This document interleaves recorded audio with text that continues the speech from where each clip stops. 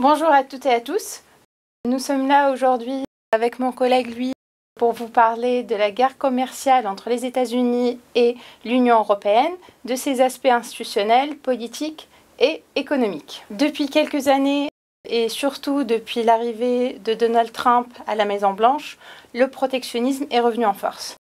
Les droits de douane sont redevenus un instrument central, puisque le président américain les utilise comme une arme de négociation afin d'obtenir des concessions commerciales, souvent en balayant toutes les règles du commerce mondial déjà bien établies. Il existe plusieurs raisons à la guerre commerciale, mais la cause principale pour le président américain, c'est le déficit commercial. Et il est vrai que le déficit américain s'est fortement aggravé. Pour donner un ordre de grandeur, le déficit commercial est passé de 447 milliards de dollars en 2000 à 1213 milliards de dollars en 2024.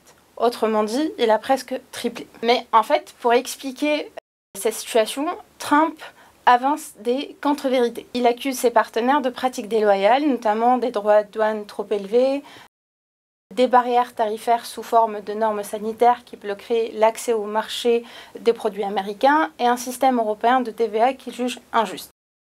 Cependant, en réalité, la cause est beaucoup plus simple. Les Américains consomment plus qu'ils n'épargnent, c'est-à-dire qu'ils vivent au-dessus de leurs moyens. Ce qu'il faut comprendre, c'est que dans le système européen, les produits exportés ne sont pas soumis à la TVA, alors que les produits importés sont soumis à la TVA. Là encore, Trump avance une contre-vérité, car la TVA est une taxe sur la consommation et non pas un instrument de protectionnisme. Alors vous l'aurez compris, dans ce contexte, l'Union européenne est au premier plan de la guerre commerciale face aux États-Unis, puisque la politique commerciale est une compétence exclusive du continent, selon l'article 3 du traité sur le fonctionnement de l'Union européenne.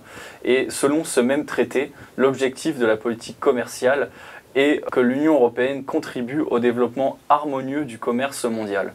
Alors c'est pourquoi l'Union européenne est l'une des puissances commerciales à avoir signé et conclu le plus d'accords commerciaux, une quarantaine environ, contre une vingtaine pour la Chine et un peu moins de 15 pour les États-Unis. Merci Louis pour cette explication. Donc, il faut savoir que tous les pays de l'Union européenne ne sont pas exposés de la même manière, car les volumes et les valeurs des échanges avec les États-Unis varient fortement d'un pays à un autre. Pour les exportations, c'est l'Irlande, l'Allemagne et l'Italie qui sont les plus vulnérables, car ils concentrent à eux trois près de 60% des exportations européennes vers les États-Unis. En importation, ce sont surtout l'Irlande, les Pays-Bas et la Belgique, du fait de leur forte intégration dans les chaînes de valeur mondiales et de leur dépendance aux biens d'équipement. Pour ce qui est de la France, donc, elle est un peu moins exposée globalement, car elle représente 7,6% des exportations européennes et 4,9% des importations depuis les États-Unis. Mais l'impact risque d'être concentré sur le secteur agroalimentaire.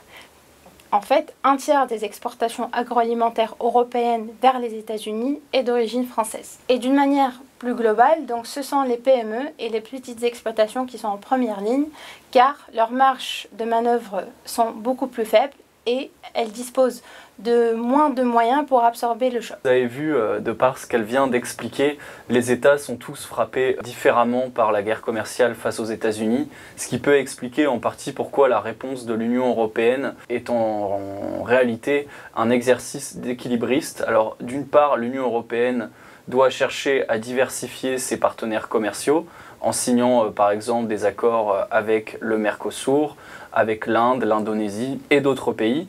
Et d'autre part, l'Union européenne doit également chercher à se protéger en adoptant des mesures de rétorsion.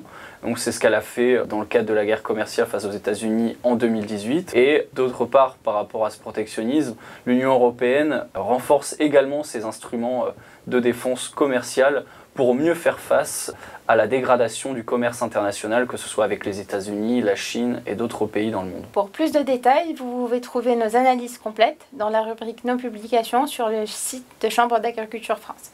Merci à toutes et à tous pour votre attention.